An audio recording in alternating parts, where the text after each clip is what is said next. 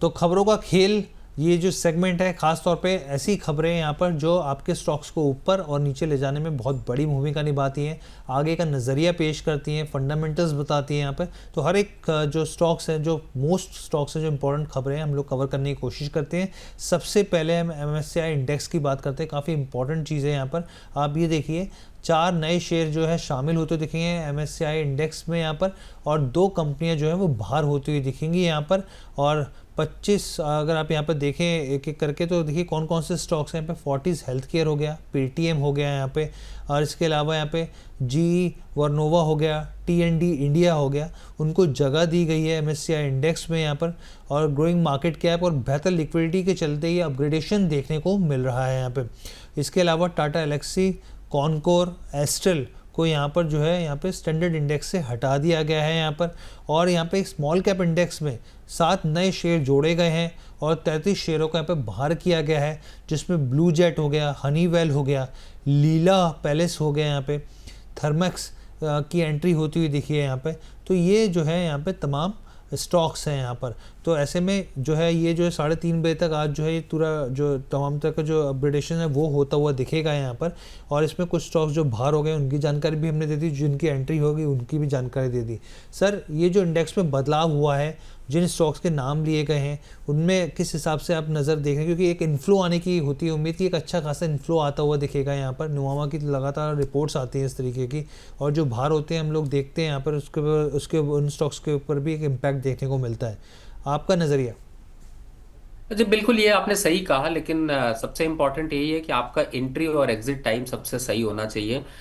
MSCI में index में जब कोई बदलाव होता है तो एक ये हो जाता है कि बहुत से म्यूचुअल फंड, बहुत से बड़े हाउसेस, बहुत से बड़े फंड जो हैं वो एक साथ एक इंडेक्स में फंड लगाने के लिए जब कैपिंग करते हैं तो उसमें ये कंपनियां क्लियर कर जाती हैं, जिसकी वजह से इनमें इन्वेस्टर का इन्वेस्टमेंट बढ़ जाता है और इसी वजह से वो रैली वहां पर देखने को मिलती है। तो इस चीज की वजह से ही स्टॉक में एक बाइंग मोमेंटम बनता है। तो आप लोग इसका ध्यान रखते हुए, आपके लिए अच्छा है, थोड़ी लिक्विडिटी यहाँ पर बढ़ जाएगी। थोड़ी लिक्विडिटी यहाँ बढ़ जाएगी, तो इनमें हमने एक जानकारी दी। तो सर, इनमें से कोई स्टॉक आपको लग रहा हो जहाँ पे पोजीशन ली जा सकती हो या नहीं?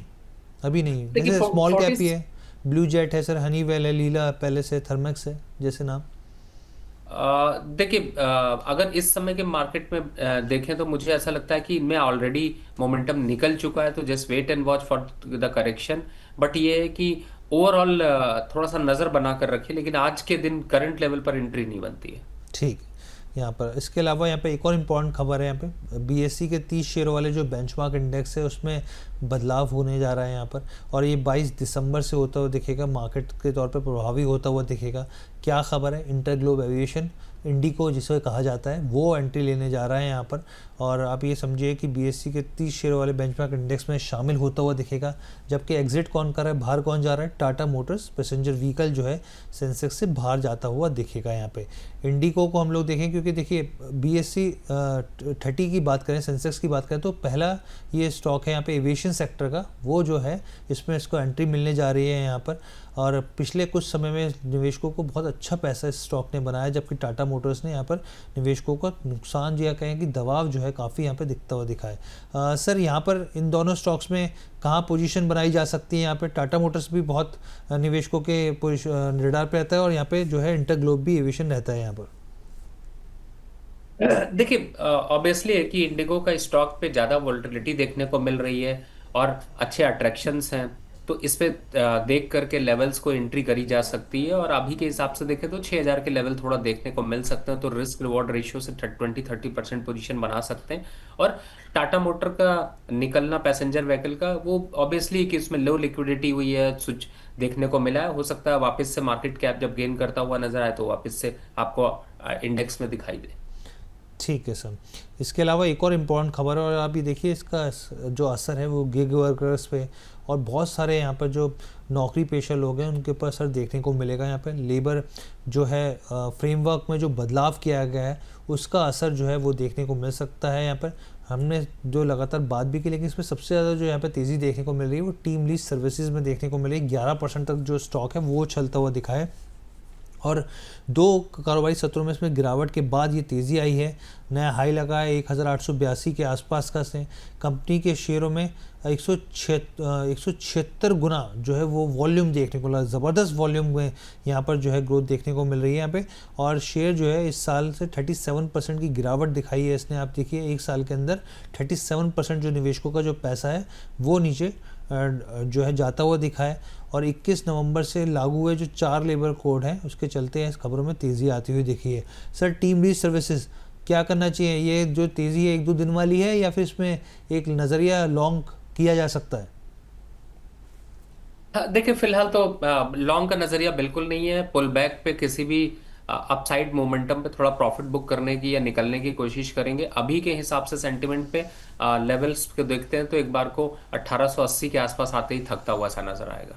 अच्छा, थकता हुआ सा नज़र आ रहा है। इसके अलावा दिलीप बिल्ड कॉइन की बात कर लेते हैं। यहाँ पर नैल्को से इन्होंने जो है मेगा कॉन्ट्रैक्ट जो है वो हासिल किया है। यहाँ पर 25 साल के बात करें, यहाँ पर एक लंबा एक डील है। यहाँ पर 5,000 करोड़ की माइनिंग डील जीती है 25 साल की यहाँ पे, तो काफ़ी बड़ा कॉन्ट्रैक्ट और लॉन्ग टर्म के हिसाब से है यहाँ पर। और दिलीप बिल्डकॉन ने माइनिंग सेक्टर में अब तक की सबसे बड़ी डील हासिल करी है, जो मैं आपको कह ही रहा था ये कि बहुत बड़ी डील है।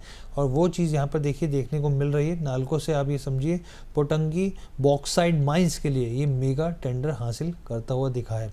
सर इस खबर के हिसाब से क्या रिएक्ट करना चाहिए, किस तरह की यहाँ पर स्थिति? देखिए कॉन्ट्रैक्ट तो मिलते रहते हैं लगातार और हम खबरें जो है दर्शकों को जानकारी भी देते रहते हैं। देखिए इस समय दिलीप बिल्डकॉन की अगर बात करते हैं तो थोड़ा सा पुल बैक आपको दिख रहा है। बॉटम आउट यहाँ पर लेवल्स हुए हैं और जो कि 438 और 440 का भाव है। लेकिन ये भी आप देखिए कि हर चीज में ना एक बड़ी गिरावट देखने को मिली कंटिन्यू। रियलिटी काउंटर पे जो जो भी स्टॉक्स हैं उनमें अभी मोमेंटम उतना नहीं होगा। कोई भी पुल बैक पे एग्जिट होने की राय होगी। फिलहाल ऑर्डर की वजह से थोड़ा सा पुल बैक आया है। अपॉर्चुनिटी लीजिए, बाय मत करिए, एग्जिट होने की सोचिए। अच्छा, एग्जिट होने की सोच रही है यहाँ पर। ठीक है सर, ये आपने पूरी क्लैरिटी दे दी। ग्रो की बात कर लेते हैं यहाँ पे, क्योंकि सर ग्रो जो है हालांकि खबर नहीं है इसमें, लेकिन दर्शकों की पोजीशंस जो है काफ़ी इंटरेस्ट इसमें है यहाँ पर। और नतीजे पे आती है देखिए उसके बाद स्टॉक में एक तेज़ी देखने को मिली और हमने देखा भी यहाँ पर जो शॉर्ट सेलर थे वो भी ट्रैप हो गए थे। मान के चले थे कि एक तेज़ी के बाद गिरावट आएगी, लेकिन यहाँ पर जो है वो डिलीवर नहीं कर पाए और इसके वजह से हमने देखा कि वो यहाँ पर ट्रैप होते हुए दिखे। इसके अलावा सर एक चीज़ काफ़ी इंपॉर्टेंट थी, मार्जिन ट्रेडिंग फैसिलिटी की मैं बात कर रहा हूँ यहाँ पे। कंपनी की जो बुक है उसमें ग्रोथ जो है वो 61% की देखने को मिली है अगर आप साल दर साल के हिसाब से देखें। और जो बिज़नेस जो उसमें लेते हुए आए 5% का यहाँ पे रेवेन्यू ग्रोथ देखने को मिल रही है यहाँ पे। और ख़ास तौर पे आप देखिए पिछले क्वार्टर में 1% की थी यहाँ पे एमटीएफ बिजनेस जो था यहाँ पे ग्रोथ जो थी रेवेन्यू के हिसाब से। और अब पिछले 3 क्वार्टर्स में देखें तो ज़बरदस्त ग्रोथ लगातार बैक टू बैक यहाँ पे देखने को मिल रही है। बिलियन ब्रेन्स गार्बेज वेंचर्स के नाम से भी जाना जाता है सर। और बहुत सारे एक्सपर्ट मान के चल रहे थे कि 200 के भाव आएगा, 185 के भाव आएगा, अभी 194 के 154 के भाव पर एक आगे खड़ा हो गया है। आपका क्या मानना है यहाँ पर, क्या करना चाहिए, क्या रणनीति रहनी चाहिए, क्या एक्यूमुलेट करना चाहिए इस गिरावट में, या फिर थोड़े भाव और नीचे जाते हुए देख सकते हैं? क्योंकि इसके वैल्यूएशन को लेकर भी सर सवाल उठे थे। नहीं, देखिए वैल्यूएशन को लेकर सवाल इसलिए उठे थे क्योंकि जो पर क्लाइंट इनकम अगर देखी जाए या रेवेन्यू देखा जाए तो वो काफी ज्यादा है। और उस लेवल को आज के मार्केट कंडीशन पे सस्टेन कर पाना थोड़ा मुश्किल है। प्लस ग्रो ने एक्सपेंस अपने बहुत बढ़ा रखे हैं। इसी वजह से कहीं ना कहीं से जो ग्रोथ स्ट्रक्चर है उसको अचीव करने में प्रॉब्लम दिख सकती है। फिलहाल नो ट्रेड जोन है, बाय या सेल करने की राय नहीं है। अगर आपको प्रॉफिट आ रहा है तो बिल्कुल आपको एग्जिट कर लेना चाहिए। अगर आप थोड़ा लॉस में है तो थोड़ा वेट एंड वॉच कर लीजिए। लेकिन 150 के नीचे अगर जाता है तो सेंटीमेंट खराब हो सकते हैं। 120 के लेवल वापस देख सकते हैं। ठीक है सर, एक और स्टॉक है सर लिस्टिंग, हाल ही लिस्टिंग होती दिख रही है, urban clap. Sir urban clap में क्या नज़रिया है यहाँ पर? आज भी देखिए काफ़ी पिटाई हुई है, करीब 3.5-4% टूट गया है ये स्टॉक, 138 के भाव पर आ गया यहाँ पे। और नए ज़माने का ये भी कंपनी मानी जाती है, टेक्नोलॉजी वेस्ट। यहाँ पर जो है तमाम तरह के यहाँ पे सर्विसेज हम लोग जानते हैं, रोज़ाना डेली मर्रा के हिसाब से यहाँ पर हम लोग सर्विसेज भी अवेल करते हैं इस कंपनी की। अर्बन क्लैप में क्या करना चाहिए सर? पोजीशन को क्या हल्की करनी चाहिए यहाँ पर जो निवेशक लॉन्ग मतलब शॉर्ट टर्म के हिसाब से या मिड टर्म के हिसाब से यहाँ पर नज़रिया लेके चल रहे हैं?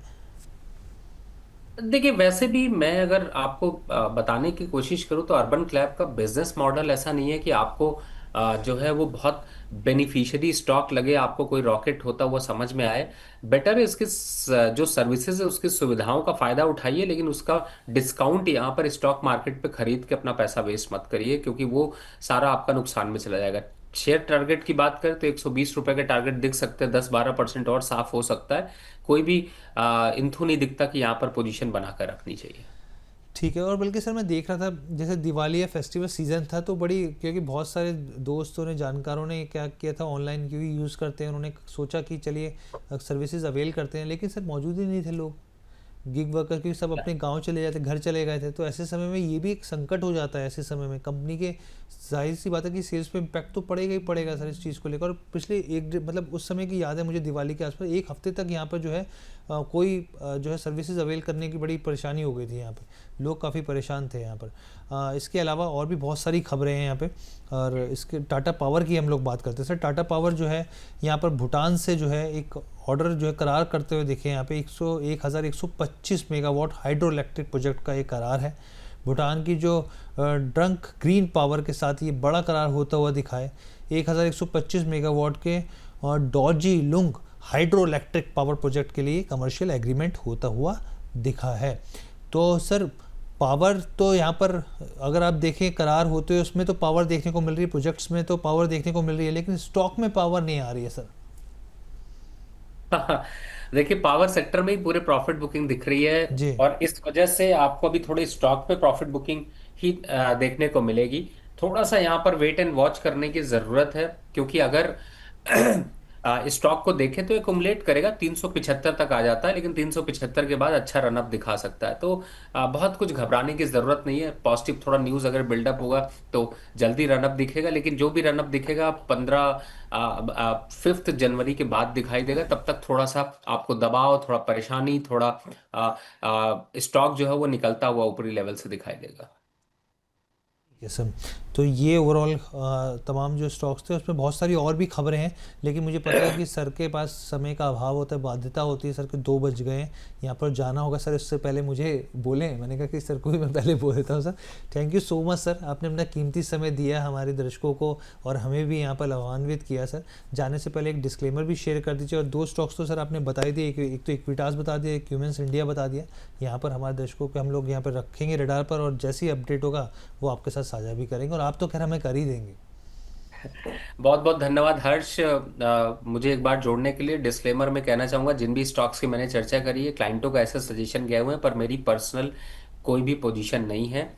और देखिए, बिल्कुल आपने सही कहा, 1 घंटे का शो हम लोग करते हैं। अब आप देख ही रहे होंगे पीछे से रिंग की भी बीच बीच में आवाजें आती जी रहती जी हैं, काम भी चलता रहता है। तो लेकिन ये है कि दर्शकों के साथ शो करने पे और आपके साथ शो करने पे जो आनंद मिलता है, वो शायद कोई और अनुभूति नहीं देता है। जी sir, thank you so much sir. और डिस्क्लेमर सर आपकी तरफ से। मैंने डिस्क्लेमर बोल दिया है। मैंने अच्छा, जिन भी स्टॉक्स की बात करी उसमें मेरी पर्सनल पोजीशन नहीं है, लेकिन क्लाइंटों का ऐसे सजेशन गए हुए हैं। Thank you so much sir, बहुत बहुत धन्यवाद हमारे साथ जुड़ने के लिए सर। तो चलिए अब हम लोग आगे बढ़ते हैं, और वीएलए अंबाला जी हमारे साथ जुड़ गई हैं। बहुत बहुत स्वागत है मैम आपका। थैंक यू सो मच हर्ष जी। आज विपुल जी की जगह पे पूरी कमान संभाल रहे हैं आप। मैम एक, हाँ जी बिल्कुल मैम, एक तरफ मैम आपकी तबीयत नासाज है, दूसरी तरफ विपुल जी को भी बुखार है मैम, तो जी, इसलिए इट्स आ, ओके। जी, तो मौसम इस तरीके का है यहाँ पर, तबीयत सबकी ज़्यादातर ख़राब ही चल रही है यहाँ पर, सब अपना ध्यान रखें यहाँ पर।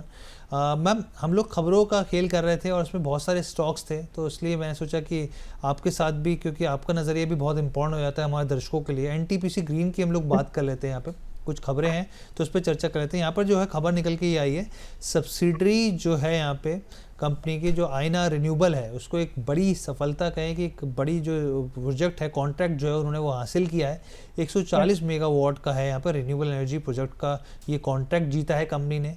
और आरईएमसी की हम यहाँ पे बात करें यहाँ पे, तो ई रिवर्स नीलामी में हासिल होता हुआ ये प्रोजेक्ट दिखा है। 4.35 ₹4.35 प्रति यूनिट की दर से ये बोली लगाकर ये हासिल की गई है यहाँ पर जो ये प्रोजेक्ट है। मैम एनटीपीसी ग्रीन एनर्जी हम लोग देख रहे हैं, एनर्जी पावर स्टॉक्स में तो मुनाफा वसूली हावी होती हुई दिख रही है, दबाव दिख रहा है मैम, कोई बहुत ज़्यादा रनअप देखने को मिल नहीं रहा, लेकिन एनटीपीसी ग्रीन एनर्जी में क्या किया जाए? एनटीपीसी ग्रीन देखिए अभी भी अपने इसने एक बहुत इंपॉर्टेंट सपोर्ट तोड़ दिया है। इतना अच्छा पॉजिटिव होने के बाद भी हर्ष जी अगर स्टॉक संभल नहीं रहा है, तो उसका सीधा सा मतलब यही आ रहा है कि वो पॉजिटिव न्यूज जो मार्केट एक्सपेक्ट कर रही है, वो fresh you know announcements from government side कि इनका फ्यूचर को लेकर के क्या प्लान है, तो मेरे ख्याल से वो चीज यहाँ पर अभी हमको मिसिंग है। तो बजट के बाद ही इसमें कुछ भी नया हो सकता है फर्स्ट ऑफ ऑल। और रही बात ये आगे क्या हो सकता है, तो यहाँ पर एज आई सेड इसने एक बहुत इंपॉर्टेंट सपोर्ट तोड़ा है, 97 रुपए का, 97 रुपीज का सपोर्ट था एक, जो इस ट्रेंड के हिसाब से टूटना नहीं चाहिए था अगर इसको सपोर्ट बनाना है, विच आज वो ब्रीच हो गया है। तो मेरे हिसाब से फिलहाल अभी कोई नई फ्रेश पोजीशन ना बनाए तो ज्यादा बेटर है। इनफैक्ट थोड़े दिन अगर आप ट्रेड कुछ समय कुछ हफ्तों ना भी करें तो चलेगा, क्योंकि स्टॉक्स जल्दी रिबाउंड नहीं होंगे। It is very very likely कि यहाँ से 90 रुपए तक भी ये सरक जाए। तो फिलहाल फ्रेश लॉन्ग नहीं बनाना है। अगर इन्वेस्टिंग का नजरिया 3 साल से कम का है तो दूरी बिल्कुल बना करके रखें। ठीक है मैम, यहाँ पे ये अपनी क्लैरिटी दे दी। और भी बहुत सारे खबर हैं यहाँ पर बैक टू बैक। यहाँ पर हाँ जी। एक खबर हम लोग यहाँ पर ये ले लेते हैं, क्योंकि दर्शकों के भी सवाल रहते हैं RVNL के ऊपर मैम, रेल विकास निगम के ऊपर।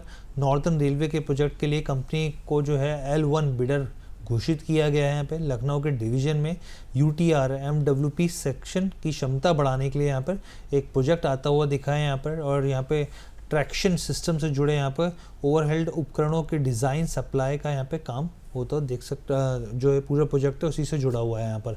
मैम रेलवे विकास निगम मैम बहुत सारे लोगों ने 400 की पोजीशन पर लिया हुआ है, उसके ऊपर के भाव पे लिया हुआ है मैम, लेकिन स्टॉक है कि है तो रेलवे की रफ्तार बढ़ाने वाला, लेकिन यहाँ पे जो है वो रफ्तार बढ़ती नहीं दिखती मैम, ठंडा एकदम रिस्पॉन्स। यस, एकदम ठंडा। और अगर आप देखेंगे तो फिलहाल इतने गिरने के बाद भी सेक्टर से आज भी महंगाई है, तो ये एक सबसे, और इतना प्रॉफिट भी नहीं है कंपनी के अंदर कि इसमें कुछ तो ऐसा हो कि जल्दी से रिबाउंड हो जाए। सो मेरे हिसाब से अभी भी इसमें कुछ गिरावट बाकी है। अगर अगर मैं एक ओवरऑल एक स्टेटमेंट देना चाहूँ तो इसके फाइनेंशियल्स अभी इसके दुगने मल्टीपल्स को जस्टिफाई नहीं कर पा रहे हैं। ईयर ऑन ईयर बेसिस पर जो प्रॉफिट रहा है वो डी ग्रोथ है, नेगेटिव प्रॉफिट है। हालांकि क्वार्टर ऑन क्वार्टर बेसिस पर अच्छा खासा 65% का गेन दिख रहा है। तो टेक्निकली फंडामेंटली अगर हम सब चीजों को एक साथ रखें तो फिलहाल वेरी लाइकली कि ये भी अभी 300 के नीचे एक बार जा सकता है। करंटली 313 पर ये है। तो फिलहाल के लिए फ्रेश लॉन्ग नहीं करना है। जब वापस से PSU के कुछ स्टॉक्स में, स्पेसिफिकली रेलवे के कुछ स्टॉक्स में बाइंग बनेगी तो हम फिर कभी डिस्कस करेंगे, but as of now no fresh longs. No fresh longs, यहाँ पर ये मैम की सलाह रहेगी। और एक जो है डोनाल्ड टैरिफ के नाम से आईडी बनाई, क्या शानदार शानदार आइडिया ये लोग बनाते हैं। डोनाल्ड ट्रम्प ही लिख देते, टैरिफ लिख दिया पूरा, या तो पूरा कर देते। और डोनाल्ड टैरिफ के नाम से आईडी बनाइए, कह रहे LG में क्या करें।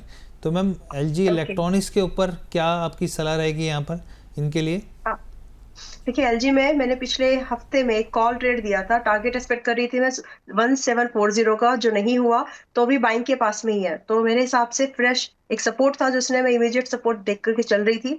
तो फिलहाल अगर आप नहीं है, आज बहुत सारे स्टॉक्स में मेरे मुंह से यही निकलेगा, क्योंकि ऑलरेडी मार्केट को मैं देख चुकी हूँ, बहुत समझ देखा है काफी सारे stocks. Most of the stocks में नहीं ही निकलने वाला है अभी के लिए, तो फ्रेश लॉन्ग इसमें भी नहीं बनाने हैं। अगर आपने स्विंग ट्रेड हमारी कम्युनिटी के थ्रू किया है या फिर पहली बार अगर मुझे सुना होगा इसके बारे में, तो बने रहिए। स्टॉप लॉस जो दिया था वो स्टॉप लॉस फॉलो कर सकते हैं, लेकिन फिलहाल फ्रेश लॉन्ग अवॉइड करो। थोड़े से ब्रॉडर मार्केट के सेंटीमेंट्स जो है वो थोड़े वीक है, जिसकी वजह से हमें थोड़ा और प्रॉफिट बुकिंग एक्सपेक्टेड है। और मेजर रीजन जो है वो यही है कि करेंसी की तरफ से भी हमको कोई सपोर्ट नहीं मिल रहा है, और जिसकी वजह से FIS का आउटफ्लो भी कंसिस्टेंट है। और ये एक मेजर कंसर्न रहेंगे कि आगे भी कुछ दिनों तक और हमें मिड कैप सेगमेंट में, स्मॉल कैप सेगमेंट के स्टॉक्स में बिकवाली रहेगी। तो LG भी अभी वैसे सही है। अगर आपको बहुत नीचे मिले, लगभग आपको 1580 के पास मिले तो खरीद सकते हैं, लेकिन फिलहाल थोड़ा सा वेट करिए, अभी मत खरीदिए। थोड़ा सा वेट करने की यहाँ पर सलाह रहेगी। और इसके अलावा यहाँ पर जो एक स्टॉक है अडानी एंटरप्राइजेस की बात कर लेते हैं। इम्पोर्टेंट खबर है यहाँ पर, क्योंकि कंपनी जो है, हालांकि मैम से चर्चा हुई है हमारी, डाटा सेंटर को लेकर यहाँ पर जो है जॉइंट वेंचर किया है ACX ने, और इसमें एक बड़ी खरीद का ऐलान होते हुए दिखा है। श्री नमन डेवलपर प्राइवेट लिमिटेड के साथ SPA साइन किया है यहाँ पर। और इसके अलावा आप ये देखिए कि पिछले कुछ समय में डेटा सेंटर को लेकर तमाम कंपनियां एग्रेसिवली आगे बढ़ रही हैं यहाँ पे। चाहे आप IT कंपनियों की बात कर लीजिए, TCS की बात कर लीजिए, इन्फोसिस को लेकर भी गाइडेंस और जो दूसरी चीज़ें थी उसमें नाम चीज़ें शामिल थी। लेकिन अडानी एंटरप्राइजेस को लेकर मैम क्या नज़रिया रहेगा यहाँ पर इस खबर को लेकर? देखिए, इन्वेस्टिंग के लिए अडानी एंटरप्राइजेज आज भी ठीक ठाक भाव पर है। और जिस तरह से इन्होंने कुछ स्ट्रेटेजिक मूव किए हैं, मैं एक दो जस्ट छोटा सा गिनवाना चाहती हूँ। जैसे जी। कि एडब्ल्यूएल से इन्होंने अपना पूरा, अभी एडब्ल्यूएल में जो अडानी विलमार था पूरा निकल गया, it's no more an Adani company. और जिस तरह से ये बैंकरप्ट कंपनीज को खरीद रहा है, जैसे जेपी पावर हो, जेपी एसोसिएट हो गया, हम्म। कुछ और इन्होंने रिलायंस का भी एक कंपनी का टेक ओवर बात हो रही है। और एक माइन भी शायद इन्होंने रिसेंटली, मिनरल्स में एक माइन भी इन्होंने शायद इसका बैंकरप्सी स्टेज पर आने के बाद लिया है। तो ओवरऑल जो ये चीजें है ना, ये बता रही है कि अपने आप को ये बहुत ही स्ट्रेटेजिक इन्वेस्टमेंट्स में ला रहे हैं, जिन कंपनीज में इनको डायरेक्टली इनडायरेक्टली बेनिफिट हो सकता है, इनकी एसेट्स सुधर सकती है, वहां पर अपनी एसेट्स को इंप्रूव करने की कोशिश है। तो ये भी उसी नजरिए का एक कंपनी में एक पोर्टफोलियो एडिशन है, बिजनेस मॉडल में एक और पोर्टफोलियो रेवेन्यू एडिट होने की बात चल रही है। सो ये बहुत ही इमर्जिंग स्टेज पर ये काम रहेगा। ओवरऑल अदानी ग्रुप के एग्रेशन, चाहे वो डीमर्जर को हो या फिर कंपनी, कुछ कंपनीज में से अपनी पोजीशन, अपने स्टेक्स को निकालना हो, ये सारी चीजें इस बात पर बहुत ज्यादा फोकस दे रही है कि ये कंपनी फंडामेंटल रीस्ट्रक्चरिंग कर रही है अपने बिजनेस मॉडल में और कई जगह पर अपनी बैलेंस शीट्स में भी। तो अगर आप एक इन्वेस्टर हो और अप टू 3 इयर्स का आपका व्यू है मार्केट को लेकर के अडानी ग्रुप के स्टॉक्स में, तो इनमें इन्वेस्टमेंट की अपॉर्चुनिटी ढूंढी जा सकती है। This is overall a macro factor. Technically भी अगर आप देखेंगे तो टेक्निकल्स के बेस पर भी बहुत ज्यादा डिप बचा नहीं है। So in my opinion, investor should get ready to accumulation in the Adani group stocks. ठीक है मैम, यहाँ पे हमने जो है तमाम तरह के स्टॉक्स कवर करने की कोशिश करी है। तो फिलहाल के इस सेगमेंट को बने रहिए तमाम दर्शक, लेकिन इस सेगमेंट को हम लोग यहाँ पे ख़त्म करते हैं खबरों के खेल को।